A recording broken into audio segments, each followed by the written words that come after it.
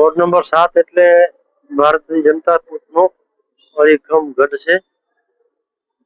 ભૂતકાળની વાત કરીએ તો 1985માં વોર્ડ 12 નંબર વોર્ડ હતો.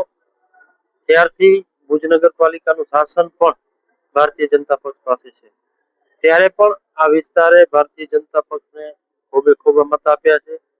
પછી 85 પછી 95 ની ચૂંટણી હોય, 2000 ની હોય, 2005, 2010, 15, 21 ને હવે વાત આવી 2026 ની ચૂંટણી. ત્યારે વોર્ડ નંબર 7 તો ભારતીય જનતા પક્ષ નો અડીખમ ગઢ છે. ત્યારે સામેની વાત કરું તો અત્યારે કોંગ્રેસ પાસે ફક્ત 2 જ ઉમેદવાર છે. 4 જણાની બેઠકો 4 છે. કોંગ્રેસને પૂરતા ઉમેદવારો પણ નથી મળ્યા. ત્યારે આ વોર્ડમાંથી સૌથી ભુજના દરેક વોર્ડ કરતા વધુ જંગી બહુમતીથી અમારા 4 ઉમેદવારો જીતશે. વાત કરીએ ભુજ શહેરની તો ભુજ શહેરમાં પણ ખૂબ સરસ મજાનું વાતાવરણ ભારતીય જનતા પક્ષની તરફેણમાં છે.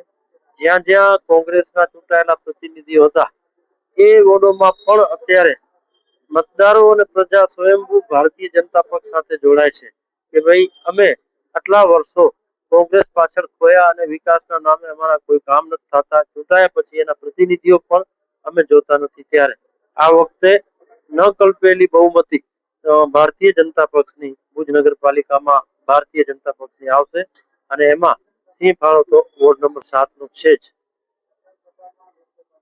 મારું નામ અજીત માનસતા.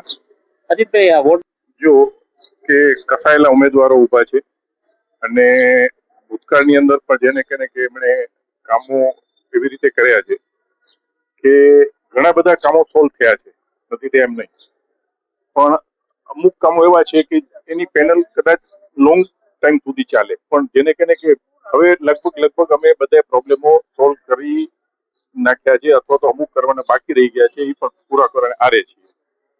અને જેટલા અનુભવી ઉમેદવારો છે આ, તો એના માટે હું હર્ષની લાગણી વ્યક્ત કરું છું. અને તમામ વોર્ડના તેમજ ભુજ શહેરના બધા વોટર્સને મારી અપીલ છે કે વધુમાં વધુ મતદાન ભાજપ તરફી કરો અને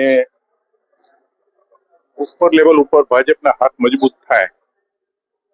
આ વસ્તુ શું છે કે ગ્રાઉન્ડ લેવલ ઉપર કામ કરવું આમ પણ જેને કહેને કે બહુ ડિફિકલ્ટ હોય છે, પણ અત્યાર સુધીના જે પણ કામ થયા છે એના હું તો તાજનો સાક્ષી છું કે જોઉં છું કે કેટલી સ્ટ્રગલ કરીને એ લોકોએ બધે સોલ્વ કરવાના પ્રયત્નો કર્યા છે.